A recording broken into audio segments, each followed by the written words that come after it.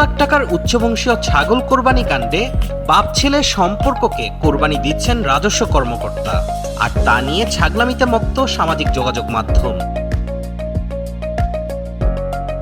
কোরবানির পশুর উচ্চ মর্যাদার অদ্ভুত ধারণা প্রচার করে কোটি টাকা মূল্যের কোরবানির গরু বিক্রি শুরু করে সাদেক এগ্রো। এ নিয়ে আলোচনায় থাকা সাদেক এগ্রোকে সামাজিক পরিসরে ভাইরাল বানায় 15 লাখ টাকার ছাগল। এই প্রশ্নে নাকাল ছিল সামাজিক মাধ্যম। পরে জানা গেল সেই ছাগলও বিক্রি হয়েছে, আর কিনে ভাইরাল হয়েছেন মুশফিকুর রহমান ইফাত নামের এক তরুণ। এখন ঝুঁকিতে পড়েছেন পিতৃ পরিচয় হারাবার।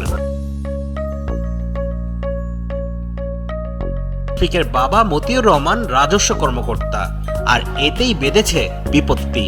জনগণের করের টাকা যিনি আদায় করবেন তিনি এত টাকার মালিক হলেন কিভাবে, সেই প্রশ্ন উঠেছে জোরে সোরে। কেননা শোনা যাচ্ছে কোরবানি গরু কিনতে তারা খরচ করেছেন আরও 53 লাখ টাকা। মাত্র 78,000 টাকা বেতনের কর আদায়কারী কি করে পশু কুরবানিতে প্রায় কোটি টাকা খরচ?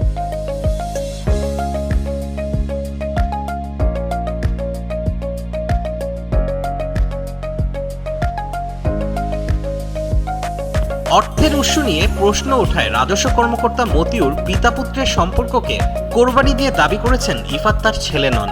আমি যতটুকু জানতে পেরেছি যে ছাগলটা সাদেক এগ্রোতে রয়েছে এবং এই ছেলেকে আমরা চিনি। মতিউর ও ইফাদের পারিবারিক ছবিতে সয়লাভ হচ্ছে নেটিজেনদের টাইমলাইন। পাল্টেছেন ইফাতও, এখন দাবি করছেন 15 লাখ টাকায় ছাগল কেনেননি।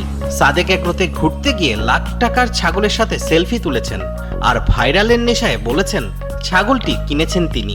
উচ্চ বংশের পশু বিক্রেতা সাদেক এগ্রোর মালিকও জানিয়েছেন ছাগলটি কেনার জন্য 1 লাখ টাকা অগ্রিম দিলেও ইফাত শেষ পর্যন্ত ছাগলটি কেনেননি। এখনো খামারে বিক্রির অপেক্ষায় ভাইরাল সেই ছাগল।